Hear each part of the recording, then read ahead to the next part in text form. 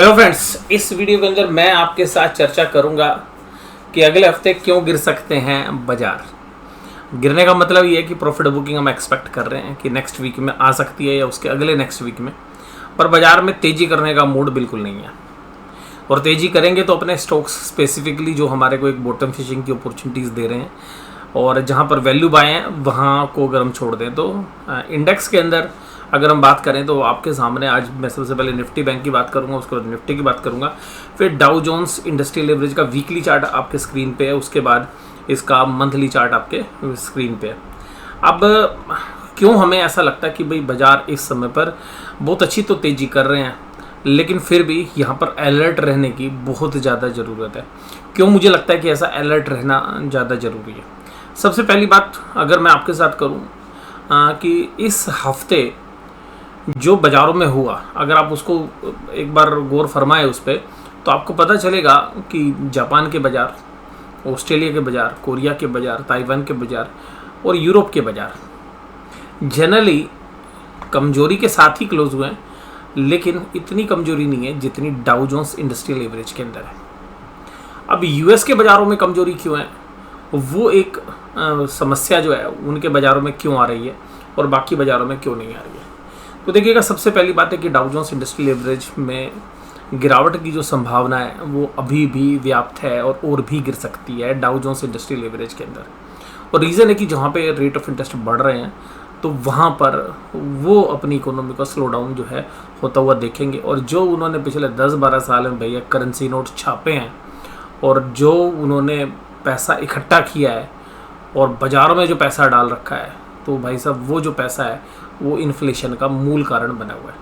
अब उस मूल कारण की वजह से वहाँ पर जो सेंट्रल बैंक्स हैं वो रेट ऑफ इंटरेस्ट के माध्यम से उस मनी सप्लाई को कंट्रोल कर रहे हैं, जिससे कि मुद्रास्फीति यानी कि इन्फ्लेशन को रोका जा सके।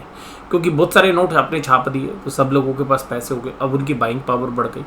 अब ये तो है नहीं कि भाई वो नोट छाप दिए तो वो सारे एक साथ वापस लिए जाएंगे, तो उसका तरीका यही है कि नोट जो आपने छाप दिए वो तो आपकी मनी सर्कुलेशन में आ गई, बट आप उसकी पेस कम कर दिया आपने, लेकिन उसकी वजह से ये तो है नहीं कि आप इकोनॉमी को बिल्कुल बंद कर दोगे, तो आप उस इन्फ्लेशन को कंट्रोल करने के लिए रेट ऑफ इंटरेस्ट बढ़ा रहे हो। तो फेडरल रिजर्व की जो 21 सितंबर को मीटिंग है उसमें शायद 75 बेसिस पॉइंट या 1% तक, यानी कि 0.75 से लेके 1% तक इंटरेस्ट बढ़ने का अनुमान जो है लगाया जा रहा है। अब ये तो थी यूएस के बारे में बात। अब यूएस के अलावा अगर हम बात करें तो जो डॉलर इंडेक्स है यूएस के बाज़ारों के बाहर, तो डॉलर इंडेक्स तकरीबन 110 के आसपास आ गया। ये डॉलर इंडेक्स ये बताता है कि भाई डॉलर की जो डिमांड है वो वर्ल्ड वाइड क्यों बढ़ रही है। अब डॉलर 110 की स्ट्रेंथ दिखा रहा है, तो उसकी वजह से जो भी उसके सामने करेंसी खड़ी है उसको उसने उड़ा दिया है।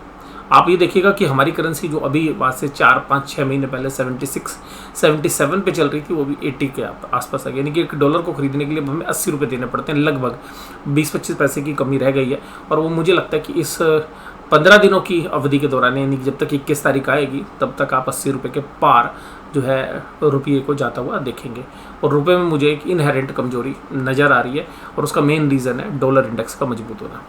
और यूरो इंडेक्स जो है उसको भी पार कर दिया डॉलर इंडेक्स ने। अल्टीमेटली अगर आप देखेंगे कि जब भी विश्व बाज़ारों में या विश्व की इकोनॉमीज़ में चैलेंज आते हैं या किसी पर्टिकुलर इकोनॉमी में भी चैलेंज आते हैं, अगर किसी कंट्री के अंदर फाइनेंशियल क्राइसिस आता है, आप वहाँ उस कंट्री में अगर कभी विज़िट करेंगे तो आप एक ही चीज़ पाएंगे कि वो सारी कंट्री के जो लोग हैं वो केवल एक ही करेंसी को लाइक करते हैं और उस करेंसी का नाम है यूएस डॉलर। जब सोवियत संघ का बंटवारा हुआ तो उस समय पर जो यूएस के अंदर भी जब क्राइसिस हुआ तो वहाँ पर जो लोग वो थे वो क्या कह रहे थे कि जी नहीं, हमें तो यूएस डॉलर चाहिए। अभी सीरिया में भी अगर आप ट्रैवल करेंगे तो सीरिया के अंदर भी आप देखेंगे कि भाई जो डॉलर है वो सबसे पसंदीदा करेंसी है, और यानी कि जो डॉलर है वो मजबूत होता जा रहा है। तो यहाँ पर हालांकि डॉलर के सामने एक ही हेज होता है, वो अभी आपकी अगर करेंसी डेप्रिशिएट होती है तो वो गोल्ड ही आपको हेज कर सकता है। मान लीजिए आप इंडिया में रह रहे हैं और इंडिया की करेंसी अगर डेप्रिशिएट होती है तो गोल्ड ही आपको बचा सकता है। इसी तरीके से श्रीलंका में जो करेंसी है वो तकरीबन 40 से 50% डेप्रिशिएट हुई पिछले 2-3 महीनों के दौरान। तो क्या हुआ कि जो गोल्ड के प्राइस हैं उसने आपकी करेंसी की डेप्रिशिएशन से आपको बचा लिया। अगर श्रीलंका में जिसके पास गोल्ड था उसको अल्टीमेटली कोई नुकसान नहीं हुआ, लेकिन जिसने बैंकों में पैसा रख रखा था उसको नुकसान हुआ। तो अल्टीमेटली जब इन्फ्लेशन बढ़ता है तो नुकसान उस व्यक्ति का होता है जो बैंक के अंदर सेविंग बैंक में पैसे रखता है, जो बैंक की एफडी में पैसे रखता है। अब इंडिया के अंदर भी ऐसे ही हालात हैं। इंडिया में इन्फ्लेशन बढ़ती जा रही है, पहली बात। दूसरी बात ये है कि रेट ऑफ इंटरेस्ट बढ़ नहीं रहे हैं, तो लोग ये बात को समझ रहे हैं कि भाई खर्चा ही कर लो। जब रेट ऑफ इंटरेस्ट मिल ही नहीं रहा ज़्यादा, तो भैया खर्चा ही कर लो। तो अब खर्चा करोगे तो इन्फ्लेशन कंट्रोल में नहीं आएगी, लेकिन ये इकोनॉमी के लिए अच्छा है। अब बहुत सारे लोग आपको ये कहते हुए नजर आएंगे कि यार बैंकों में ना बहुत प्रॉफिट बढ़ेंगे, क्योंकि ना जो रेट ऑफ इंटरेस्ट बढ़ाएगी ना आरबीआई, तो उसकी वजह से वो जो लोन देंगे ना वो बड़ा महंगा जाएगा, जबकि वो एफडी में इतने रेट ऑफ इंटरेस्ट नहीं बढ़ाएंगे। भाई साहब एक बात समझिए, आप इस बात को समझिएगा बहुत ध्यान से। अगर रेट ऑफ इंटरेस्ट बढ़ाएंगे तो आप एफडी पे कुछ बढ़ाए, मान लीजिएगा एफडी पे बढ़ाया आपने 25 बेसिस पॉइंट और आपने लोन पे बढ़ा दिया 50 बेसिस पॉइंट, तो आपको एक बार तो ये लगेगा कि यार हाँ 25 बेसिस पॉइंट का जो बेनिफिट है वो आपको आएगा। लेकिन बहुत सारे ऑटो लोन जो आज तक बैंकों ने दे रखे हैं ना, वो फिक्स रेट पे हैं, फ्लोटिंग रेट्स पे नहीं है, तो उनके रेट ऑफ इंटरेस्ट नहीं बढ़ने वाले हैं माय डियर। इसके अलावा मैं आपको और बताता हूँ कि जब आपको आपकी ईएमआई बढ़नी शुरू है, अब मान लीजिए आप घर खरीदने का प्लान कर रहे हैं, आपकी ईएमआई बढ़ जाएगी, आप कहोगे भैया अभी लोन नहीं लेता, थोड़ा दिन रुक जाओ। आप गाड़ी खरीदने का प्लान कर रहे हो और आपको लगता है कि यार आपकी ईएमआई 300 रुपये 400 रुपये हर महीने की बढ़ रही है, तो जो सैलरीड क्लास है वो जनरली सोचता है कि भाई रुक जा, अभी 6 महीने बाद ले लेंगे। तो लोग जनरली अपनी परचेज को डेफर कर देते हैं, जिसकी वजह से इकोनॉमी में स्लो डाउन आता है। तो बहुत सारे लोगों का मानना ये है कि भाई अगर रेट ऑफ इंटरेस्ट बढ़ेंगे तो सेम रेट से लोन ग्रोथ होगी या नहीं होगी। अरे भाई साहब इस क्वार्टर के रिजल्ट देख लो आप, जो पिछले क्वार्टर है। मैं अब आपको आता हूँ इंडिया के ऊपर। इंडिया के अंदर आते हैं और उसमें देखिएगा सबसे पहले बात क्या करते हैं। सबसे पहले सबसे बढ़िया रिजल्ट आए थे बैंकों के, नो डाउट, और उसका बैंक निफ्टी में भी आपने असर देख लिया। लेकिन भाई साहब वो आपको पता है रिटर्न्स कहाँ से आई थी? लोन ग्रोथ मिसिंग थी सबकी, कासा ठीक था, ग्रो हो रहा था। अरे भैया लोन में अगर ग्रोथ ही नहीं आएगी ना, आप प्रॉफिट कहाँ से बढ़ा लोगे? जितने भी बैंकों के प्रॉफिट बढ़े वो ये लोन ग्रोथ से नहीं बढ़े हैं। वो जो कोविड टाइम में एक्स्ट्रा प्रोविजंस बना लिए थे, वो प्रोविजंस आज तक काम आ रहे हैं। और अब इस जो क्वार्टर था उसमें बैंक के लोएस्ट प्रोविजंस थे एनपीए के। और अगर इकोनॉमी में दोबारा से महंगाई आ रही है या मंदी की संभावना है, और जिस तरीके से हमारी इकोनॉमी के अंदर भी आपको पता है जीडीपी के जो टारगेट 16-15% के रखे थे गवर्नमेंट ने फर्स्ट क्वार्टर के, वो 13% पे आए हैं। तो अल्टीमेटली हमारी इकोनॉमी भी तो स्लो डाउन है। तो अगर वो स्लो डाउन आता है तो बैंकों के ऊपर भी तो असर डालेगा। तो लोन ग्रोथ आपकी आ कहाँ से जाएगी? और हायर रेट ऑफ इंटरेस्ट पे कितने लोग लोन लेने आएंगे? तो ये जो आपके सामने बातें की जा रही हैं कि जी नहीं वो सेम रेट से ग्रो होती रहेगी, सेम रेट से लोन बढ़ते रहेंगे, भैया नहीं होगा ऐसा। ये गोल्डन रूल है। और अगर आप इसके बारे में इकोनॉमिक्स से पढ़ना चाहते हैं तो केंसियन थ्योरी जो है और रिकार्डोज की जो थ्योरीज है वो आप जाके एक बार पढ़ सकते हैं। तो वहाँ पर उन्होंने काफ़ी चीज़ें इनके बारे में बोली है। और से का भी एक रूल था कि supply creates its own demand. अगर आप सप्लाई कर दोगे तो अपनी डिमांड क्रिएट कर लेगी, लेकिन ऐसा होता नहीं है हर केस के अंदर कि अगर आप माल बना लोगे तो वो बिक ही जाएगा। तो सिंपल सी बात ये है कि यहाँ पर परिस्थिति क्या रही है कि इकोनॉमी के अंदर भी हमारी के अंदर स्लो डाउन है, और जो हमारी ग्रोथ थी उसके बारे में अभी जो है आप चर्चा जो है देखते हैं कि नीचे की तरफ है। और भाई साहब सरकार एक चीज़ तो भूल ही गई, जो मतलब सरकारों का एक बड़ा बढ़िया टैग लाइन था कि अगले 2 साल में 5 ट्रिलियन की इकोनॉमी कर देंगे। अब सरकार कोई नहीं बोल रही 5 ट्रिलियन की, 2 क्या 2 और ले लो तब भी 5 ट्रिलियन की नहीं होने वाली, राइट। अभी यानी कि अगले 5 साल में भी 5 ट्रिलियन की इकोनॉमी होने की संभावना नहीं है। तो इसका मतलब है कि आप सरकार को खुद बैकफुट पे देख रहे हैं। अब सरकारें बड़ी टारगेट देती हैं कि 2050 के अंदर हम 20 ट्रिलियन की इकोनॉमी कर देंगे। भैया ये जो बातें होती है ना, ये आपको कहानी या स्टोरी बेची जाती है। तो मुझे लगता है कि एक रियलिस्टिक रहना चाहिए। चीज़ें भैया सस्ती मिले ना, खरीद के रख लो अपने पोर्टफोलियो में, और जब चीज़ें महंगी हो जाए ना तो बेच के रखो।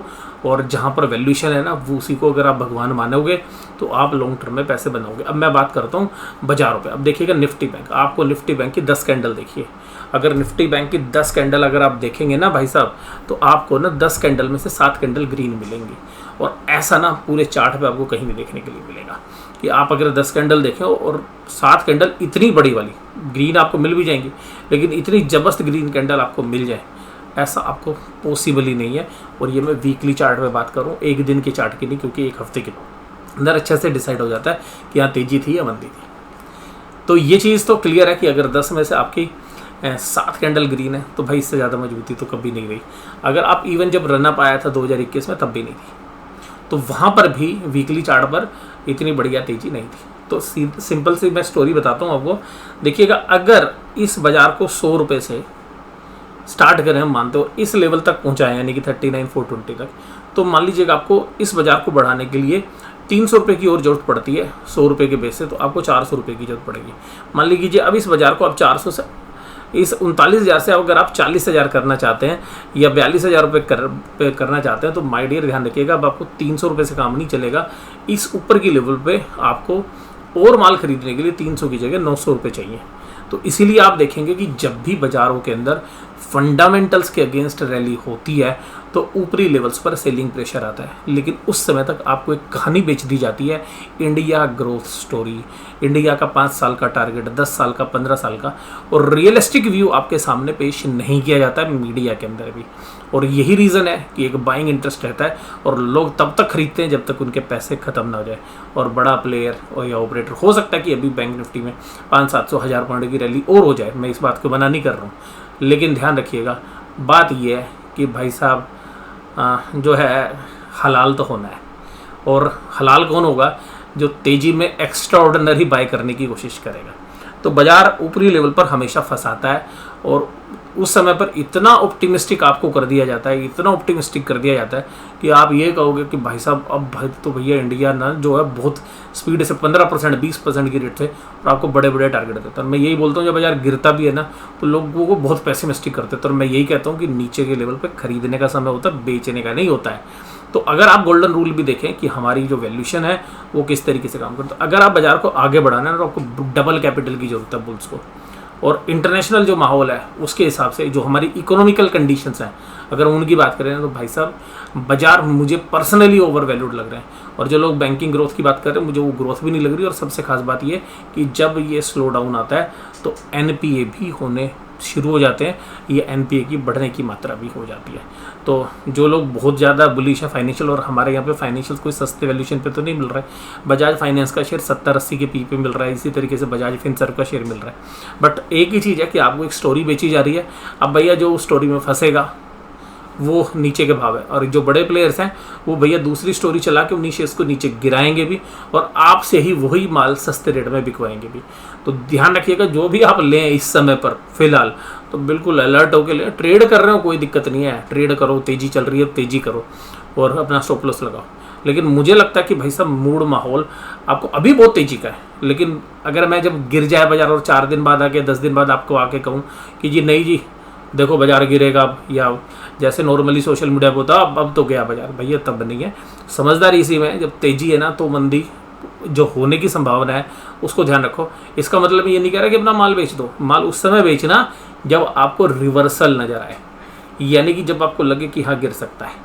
और बहुत सारे share small cap mid cap के ना भैया आपको स्टोरी बेच के ना ऐसे बना दी। मैं कल परसों एक शेयर देख रहा था ज्योति रेजिन्स, अब उसकी स्टोरी बेची जा रही है कि भाई ये एडेसिव बनाएगा, फलाना करेगा, ढिमकाना करेगा, और होगा क्या कि भाई साहब वो थोड़े दिन बाद वो शेयर नीचे टपका दिया जाएगा और जितने रिटेल इन्वेस्टर्स हैं वो फंस जाएंगे। इसी तरीके से एक बहुत बढ़िया कंपनी का शेयर है, मैं उसको ये नहीं कह रहा कि वो ख़राब शेयर है।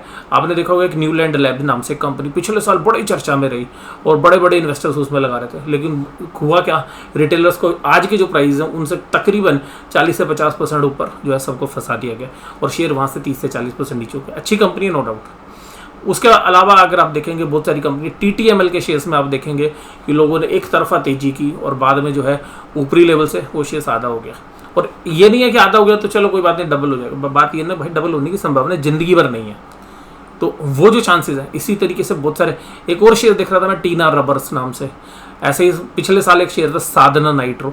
तो यहाँ पर अलर्ट रहने की जरूरत है। तो स्मॉल कैप और मिड कैप में जो फंडामेंटल्स है वो, अब एक कंपनी 9% की रिटर्न ऑन इक्विटी जनरेट कर रही है, शेयर की वैल्यूशंस जो है price to book value 4 times चल रही है और कंपनी का शेयर चल रहा है 70 के पी पर। क्या बना रहे भैया, गोंद बना रहे हो, चीज़ी चिपका रहे हो। आप पीडीलाइट नहीं हो, पीडीलाइट को आप कंपेयर नहीं कर सकते किसी भी कंपनी को। पीडीलाइट एक ब्रांडेड बिजनेस, हालांकि पीडीलाइट भी 107 की पी पर चल रहा है, वो भी मुझे बहुत महंगी वैल्यूशन लगती है। तो यहाँ पर इस तरीके के जो यूफोरिक रन्स हैं उससे भी अलर्ट रहना है। तो मुझे लगता है कि जो रीजंस हैं अभी जो फंडामेंटल्स हैं, हालांकि ब्रेंट क्रूड नीचे की तरफ आया उसमें हमारा थोड़ा सा कंफर्ट है। और आप इस साल के बाद अगले साल की जो ग्रोथ आएगी ना जीडीपी को 5% के आसपास ही आएगी, तो जो 2023-24 की बात है।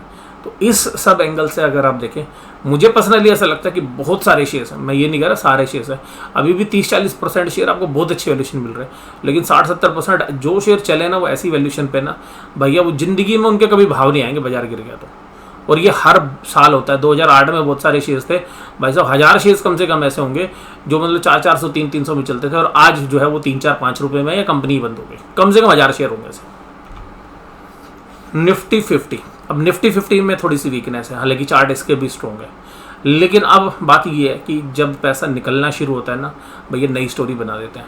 तो बाजार अभी आपको सबको टेक्निकली जो है तेजी दिखा रहा है, लेकिन आप इसके वीकली चार्ट में देखिएगा, यहाँ पर आप पहला टॉप देखिए, उसके बाद अगला टॉप बना इधर, तीसरा टॉप बना नीचे, चौथा बना अब। तो अगर यहाँ से बाजार देखो, बड़े प्लेयर्स दोनों तरफ पैसे कमाते हैं, बाजार चला तो पैसे कमाए, बाजार गिराया तो पैसे बनाए, दोबारा पॉजिटिव स्टोरी बनाई तो पैसे बनाए, गिराया तो फिर पैसे बनाए, फिर चलाया तो फिर पैसे बनाते हैं, फिर गिराते हैं तो फिर पैसे बनाते हैं, फिर चलाते हैं तो। और सबसे खास बात ये कि जब यहाँ बाजार होता है ना ऊपर के लिए, इतनी पॉजिटिवनेस होती है कि हर आदमी खरीदने की कोशिश करता है, तभी तो उनका माल बिकेगा। और जब बाजार नीचे होता है तो बाजार में सोशल मीडिया पे, मीडिया के अंदर इतनी नेगेटिविटी होती है, भैया बेच दो निकल जाओ। और याद करो मैंने इसी लेवल पर आपको बोला था कि भाई नहीं छोड़ना नहीं है, बाजार तो रिबाउंड कर जाएगा। तो बात ये है कि इस समय पर सपना बेचा जा रहा था, आप ही लोग बात कर रहे थे भाई 14,000 जाएगा बाजार, नहीं, यहीं से बाजार ने टर्न लिया और फिर देखिएगा तेजी। तो ये लोग तेजी भी करते हैं, और जब तेजी होती है तो आपको खरीदार चाहिए, तो बेचने के लिए क्या होगा, तो जब खरीदार कब आएगा, या तो शॉर्ट वाले फंसे होंगे, या क्या होगा कि भाई खरीदने के लिए नया बायर आ रहा है। और यहाँ पर बाजार में तेजी कब होती है, जब लोग सब बेच दें कि भाई नहीं मेरे को नहीं खरीदना शेयर बाजार में, तो यार अभी बाजार और डूब सकता है, आपके हाथ से माल निकलवाया जाता है फिर चलाया जाता है। और वैसे भी आप टेक्निकल सेटअप भी देखेंगे तो बाजार अगर वीकली चार्ट में भी देखेंगे तो आपको ऐसा नहीं नज़र आ रहा कि कोई अपवर्ड ट्रेंड के अंदर है। तो अगर इस ट्रेंड को भी अगर आप देखें, हालांकि अगर इस ट्रेंड को देखें यहाँ पे तो अभी भी एक चैनल के अंदर काम कर रहा है, बट मुझे लगता है कि चैनल के इधर जो है लेवल्स हैं 16,000 के आसपास तक आपको अगले 2-3 महीने के अंदर बाजार शायद दिखता हुआ नजर आए। अब बात करते हैं डाउ जोन्स में। देखिएगा डाउ जोन्स का जो चार्ट है वो तो वीक है, ये आपको दिख ही रहा है, और ये जो चार्ट है आपके सामने वीकली चार्ट है, एक अच्छी तेजी हुई, और एक उम्मीद ये भी हो रही है कि राउंडेड टॉप भी बन सकता है, और राउंडेड टॉप बनता है तो चांसेस ये होते हैं कि बाजार एक बी ट्रेंड में चला जाए।